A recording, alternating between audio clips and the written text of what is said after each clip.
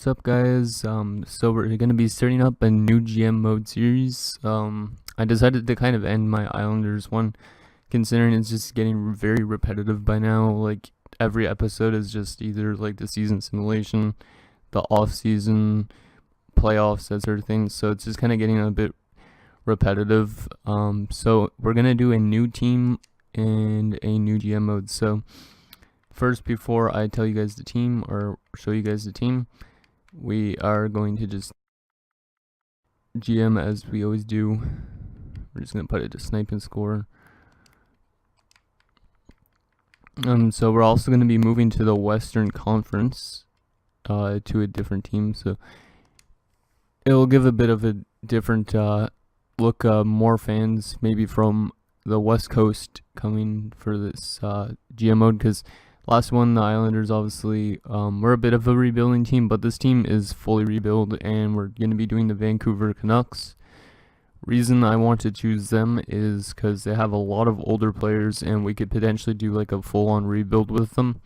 Because Daniel and Henrik Sedin are both like 35 years of age, so we could easily probably move them out and get some good prospects coming into the Canucks organization, which they haven't had in quite a while.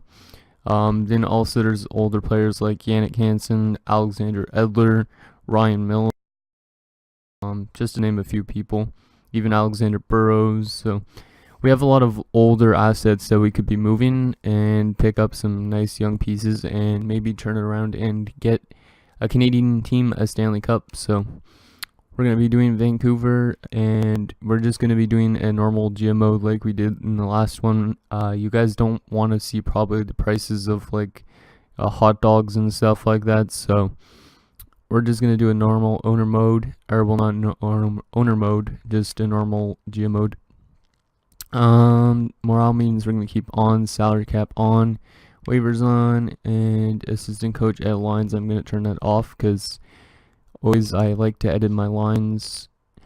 Also in this GM mode though, guys, I'd like it to be a bit more interactive. You guys will be getting to chime in with comments and stuff like that.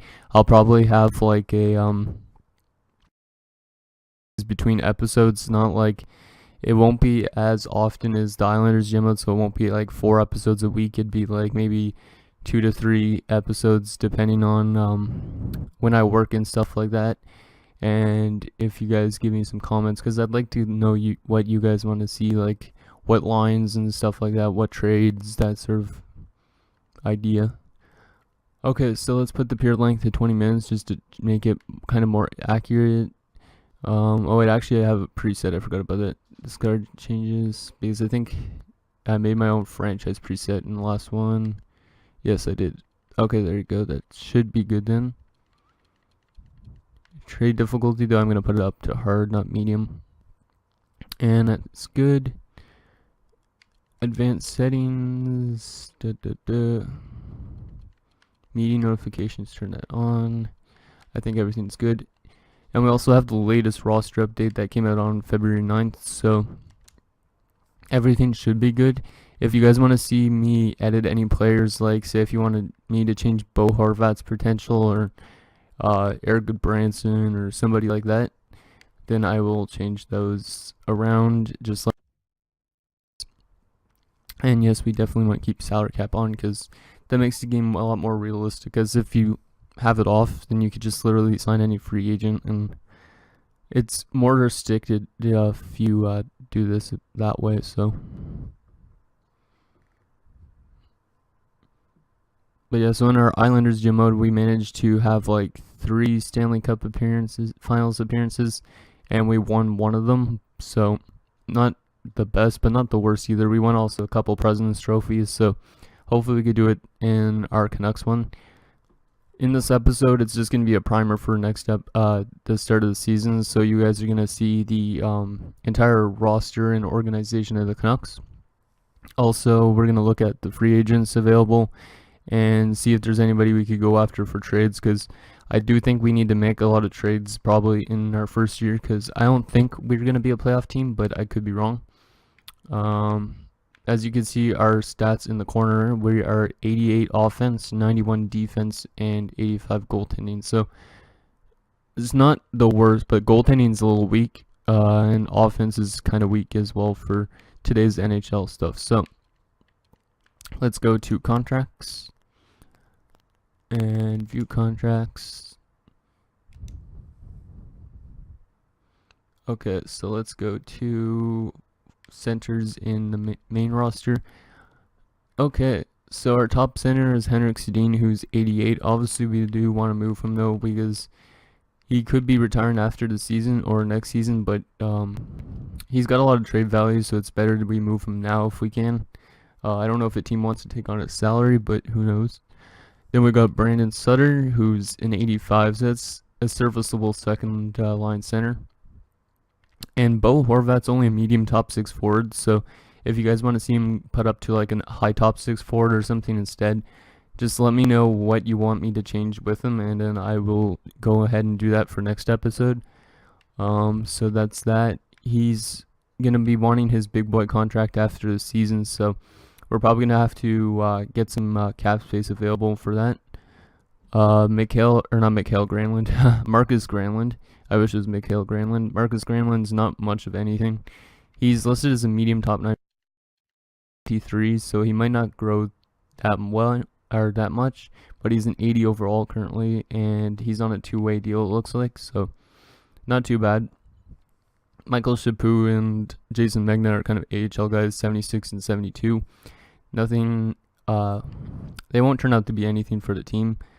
Then on left wing, we got a bit of older players as well. So we got Daniel Sedin, obviously, who's 88. So that's a very good overall, once again, but the age is where I don't like it. And then Louis Eriksson is 87 overall, but 31. So we could potentially keep him for another year, but he's making a lot of money for a lot of years.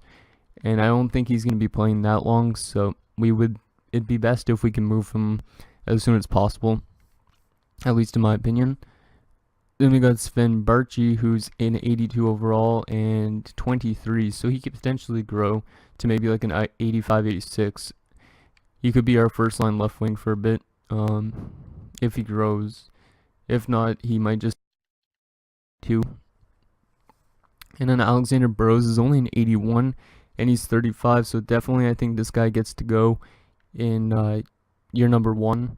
Just because he's not going to be growing anymore, and he's probably going to retire after the season. Also, his stats are kind of diminishing, so we also got Reed Boucher, though, who the Canucks picked off waivers, I guess, before, but I think he's actually back in Nashville or New Jersey now, so it's kind of not accurate, so I guess I might have to move him for next episode, one of the two. But he's a low top 6 forward in 80 overall, so he could potentially grow a bit more, but with the low potential, I don't think he's going to grow much more. Then on right wing, you got Yannick Hansen, who's 30. So once again, another old guy that we could potentially move out. 84 is not the best. It's not the worst either. It's kind of like a third line checking forward, I think. Third line scoring forward, apparently. Then you got Derek Dorsett, who's 80 overall and 29. He's more of a grinder kind of guy. So he does score, though, but I think he's definitely one of those guys we need to move out. He's making 2.65 for like the next 3 years, which is kind of high for amount of money given to a third or fourth liner. And then you got Jack Skilly, who's a 79, but he's not going to turn out to be anything. He's just like a bottom 6 sniper, and if we want, we could put our bottom 6 to be a very defensive bottom 6 and our top 6 to be more offensively minded, as that's what I've seen people like Tobu do, and I haven't really done that in my GM modes, and maybe that's why I haven't won multiple Stanley Cups before. Okay, our defensive core, we got Alexander Edler. He's 87, which is very nice, but he's a 30-year-old, and he's making $5 million for the next 3 years. He could be one of those type of guys we move out as well. Chris Tanev, 87, he's 26, so I think we could definitely keep him for maybe a couple more years.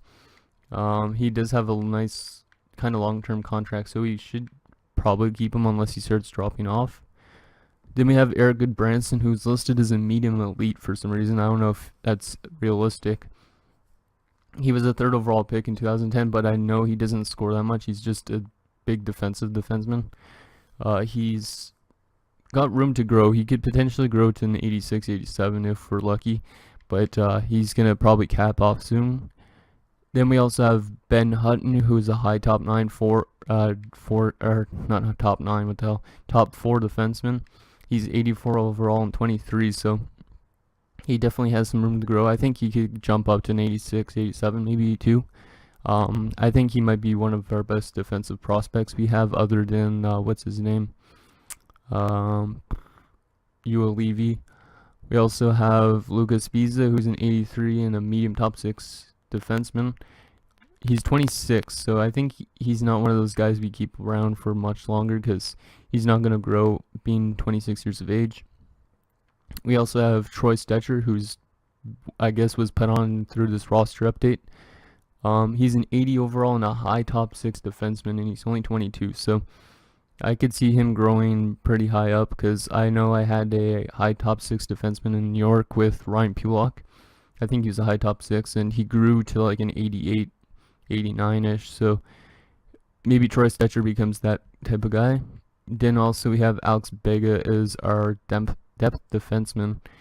He's not going to be anything because he's already 28. In goal, we have Ryan, 84 overall, so kind of a weak goaltending core. And then we also have Jacob Markstrom, who's listed as a high starter in 83, but he's 26 only, so he's probably going to be capped off soon, so I don't think he's going to grow to be much more. So yeah, our team, we have a lot of old guys that we could potentially move, but we also have some decent young players on the team, so that's not too bad. And then in the system, in the minors in Utica, we have Jake Virtanen, who's an 80 overall. Wait, actually, I should start by position, I guess. So we have Michael Zalewski, who's not going to turn out to be anything. Cole Castles might turn out to be something, but he's only a 70, and he's 21, so he might get up to like an 80 at the max, I think, or 82. We also have Joseph Labatt. I think he's Joey Labatt too, but I don't know. And then we also have Abels, who's 65. This guy actually might turn out to be like a 78 or something, so if we don't have the best bottom 6, he might be like a 4th liner for us. We also have McKenzie and Zukhanov, so some okay prospects with the high potentials, but other than that, it's nothing huge in the center prospects. So I think maybe we need to go, if we tank this year, we go after a number 1 center. Maybe we get someone like Nolan Patrick in. That'd be nice. We also have Brendan Gaunce down there. He's 78, but listed as a low top 9, and I know for a fact that I've seen low top 9s not grow at all, so I don't think he's going to grow much if he does grow. We also have Bill Sweat, Borna Rendulic, Michael Carzone, I think his name is. Yeah, Michael Carzone, and Stukel. So not a lot of good prospects here so far, left wingers. But if you guys see anybody who needs to be upgraded, just like I said, tell me in the comments, and I will do that for sure. Then on the right wing, we have Jake Virtanen. I don't know if he's actually in the minors, but he's listed as a 4th line forward, and he's 80. He's a medium top 6 forward. I don't know if his potential should be higher than that, but once again, let me know with that. He's on his minor league deal for another 2 years, so that's not too bad. Then we also have Anton Rodin, who's 25 already, so he's definitely not going to grow much anymore. I think he could get to a max of 80, 81 if he does grow. Grenier is not going to turn out to be anything, and same with Lucas Jasic, I think his name is. Yep. And then on defense, we have some good defensive prospects. Philip Larson's not going to grow to be anything, but he could be a depth player if we call him up. Then we also have Nikita Triamkin, who's defensive prospects. He's also listed as a high top 6 defenseman. He's only 22, and he's actually a pretty big defenseman. If you guys watch the Canucks hockey, where does it say his height? Doesn't it say his height? Yeah, it does. Right on the top, you can see it says 6'7", 265 pounds. This guy's an absolute animal. So maybe we'll keep him around for quite a while. Also, we have Andre Pedan, but I don't think Pedan's going to grow to be anything. He might get to like a 78 depth defenseman or something, or a 79. So maybe just a depth guy for us in the future. Or there's also Jordan Subban, who's younger and the same overall, same potential. So the lesser of the Subans. He's only 5'9" and 185. He's an offensive defenseman as well, while Padan is a defensive defenseman. So, and he's big. So that's that. We also have Chad Billings. That's nothing. Nilsson. Don't think he's gonna turn out to be anything. Sotner. I don't think anything. And an Oli Uela low elite. Usually I've seen low elites not grow at all, but if you guys think he should be like a medium elite or something else, just let me know because I will edit him. He was the 5th overall pick in 2016, and he's definitely one of the best defensive prospects the Canucks have. And then you got Anton Cederholm. Don't think he's going to turn out to be anything. McKennany.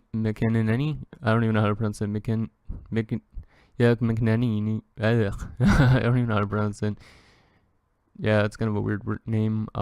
Then you also have Carl Neal. This guy probably just did top 6 for or top 2 defensive, the top 2 defensemen.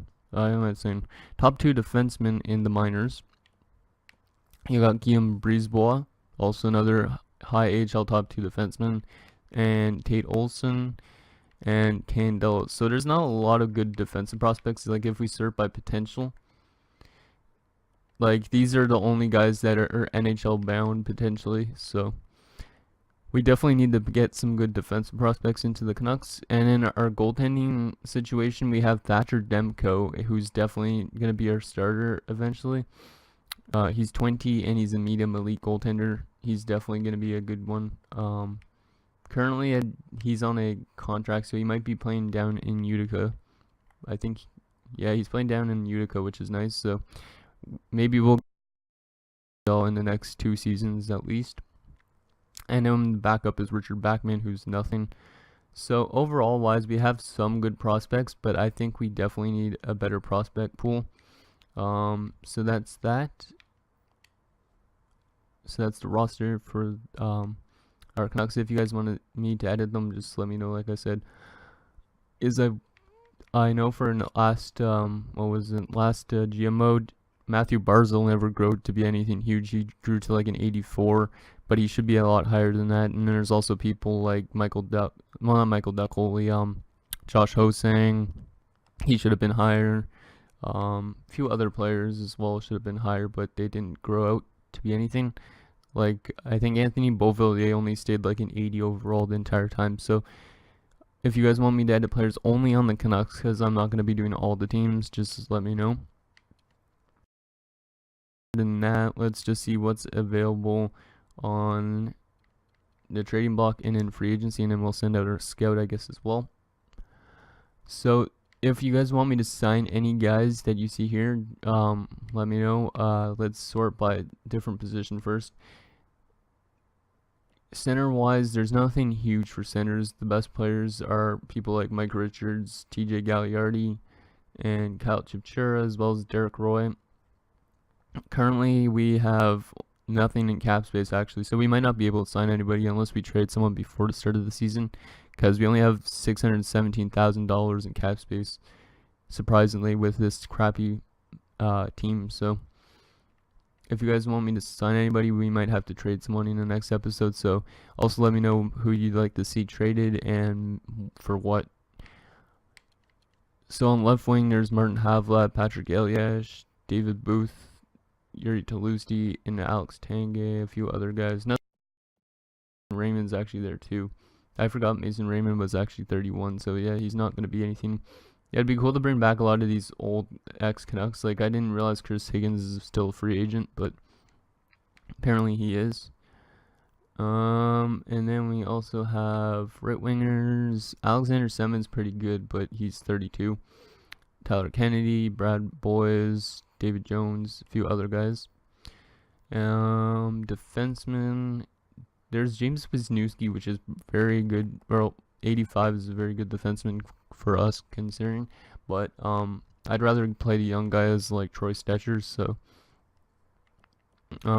yeah, I don't know if we're gonna be able to sign any of these guys, but we might have to make a couple trades in next episode, or at the trade deadline. And then goaltending is kind of weak for us, but these guys are even weaker. Ramo, Ray Emery, Deslauriers. Yeah, there's nobody huge. Anybody with potential though. High backup, Chet Picard. He's 26 though, nothing huge. Oh wow, this guy's listed as a medium backup and he's 22.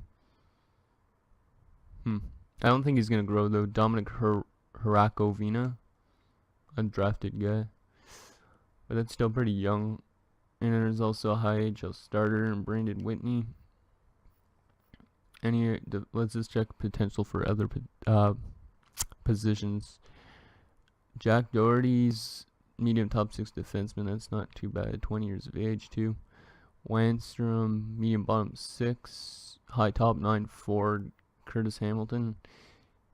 He's 24. He's probably not going to grow to be anything huge. And then Suomela, 22 actually. That's not bad. Huh. Okay. But yeah, so those are the free agents. Let's just check the trading block. And see what we could go after. Maybe if we decide to make a trade before the start of the season. So there's some draft picks, some older players, Datsuk, Doan, and Verbata. I don't think Datsuk we should probably get rid of Datsuk off the Arizona Coyotes roster, but I might just leave him on there just because it is right now. So, and Dominic Moore, kind of like penalty killing guys. Daniel Catanacci, that guy's 23 only, but not good potential. Same with Dupuis. I don't even know how it's pronounced. Michael Layton, L. Johnson. That guy's not going to turn out to be anything. No, Jerome McGinley. That would be funny bringing him to the Canucks, considering he was the Flame for most of his career. Paul Bittner. That's not a bad prospect, but I don't know, because we do have a couple left-winger prospects. So, more draft picks, more old guys. I don't want to bring in any of these guys because they have bad contracts. Matt Hendricks. Why does Matt Hendricks not have a picture? I wonder if he's like Jim Slater and he doesn't want his picture in the game. Because there's some players that I think they just have privacy problems and they just don't want their pictures shown. Andrew Ferentz, another former Flame. Yarmer Yager. Bringing Yager for 1 year. I don't know about that. Roberto Luongo, bring him back. No thanks. Because he's on a 6-year deal. I don't know why Florida would sign him to a 6-year deal when he's 37 already, because there's no way he's playing till he's 43. Let's see, Spencer Watson, decent prospect there. I actually have the exact same birthday and year as him, so kind of cool. Touch, this guy's listed as a medium top 6 forward. He's 20 years of age only, and he's a power forward. He was a first-round pick in 2014. This guy might be kind of interesting to go after. I don't know if he's actually going to turn out to be anything. He's got pretty good physical stats, 4-star physical, 4-star skating, and everything else almost is 3.5 stars. So he's all around a pretty good player, just not very good on the defensive side. So he might be one of those type of guys we could go after, but I'm not sure if we want him or not. Let me know if you guys think he should be, or if we should trade for him, and what we should give up. There's also Jeremy Gregoire, nothing huge there though. Bracken Kearns, Jason Chimera, Eric Bolton, some more penalty killing bottom 6 guys. Kovacs, that's a decent prospect as well. Wait a sec. 71 left wing sniper, medium top 9. I don't think he's gonna grow. Andrew O'Brien, Mark Savard doesn't actually even play. Chris Kelly and Chris Neal, both old penalty killing. Well, not Neal, but kind of grinder guys. Well, both are listed as grinders. Chris Kelly does have very good, well, he doesn't actually have the best defensive stats in this. That's kind of weird. His faceoffs are only 79. I don't know if it's just because of his age, but Chris Kelly's a good penalty killer usually. And then you also got Chris Neal, who's just a good physical player, 5-star physical, still 4-star skating, and puck skills and senses. He's all around actually a pretty good player. That coming from me being a Sens fan. Mark Streit, no thanks. Don't like his age. Matt Murray, I've seen the Canucks trade for Matt Murray, but he's listed as a low elite. So like if we traded for him, we might have to edit his potential because he would be a good goaltender to bring in, considering Ryan Miller's a lot older, and I don't think Markstrom's going to turn out to be anything, but I don't know if it's realistic trading for Matt Murray. Then you also got Balcers. This guy might not turn out to be anything. You got Blaze, nothing huge. Vasilevsky's on the trading block. See, that's another guy we could go after. He's an 85, low elite, 22 years of age. He has a lot of room to grow. And he's on a 4-year deal, so that'd take him till he's 26, which is like right in his prime. So he's another goaltender we could potentially go after if we want to go for a goalie right away. Liam O'Brien, 67 overall, no thanks, and some more draft picks. So overall, I don't know what we could go after. I do think we need a goaltending, at least a goaltender that could play until Thatcher Demko is ready. And then we definitely need some good forward prospects and maybe a couple more defensive prospects. But we have a lot better defensive prospects, it seems like, than offense. But yeah, so I guess that's going to do it, guys, for this episode of our Canucks GM mode. So once again, if you want me to edit any players on the Canucks, and if you want to see any certain trades, or you think I should trade any certain players, let me know in the comments. The next episode probably won't be out for a couple of days after this, just so I can get your guys' feedback on what I should be doing. Other than that, that's going to do it, I think. Let's just make sure. Yeah, I think that's everything. So I guess we'll see you guys back up here with episode number 2, when we start up like the actual season, and we'll probably sim up to like the trade deadline, and then the trade deadline will be just a bunch of like, well, if you guys chime in for the trade deadline, then we can make some moves for that and that sort of thing, and then it'll be either the off season if we don't make the playoffs. If we do make the playoffs, then it will be the playoffs. But I'd rather kind of go in a rebuilding situation with the Canucks, considering they're an older team, so we might have to trade away a lot of our vets. But yeah, so that's gonna do it, guys. So thanks, guys, for watching, and we'll see you guys next time.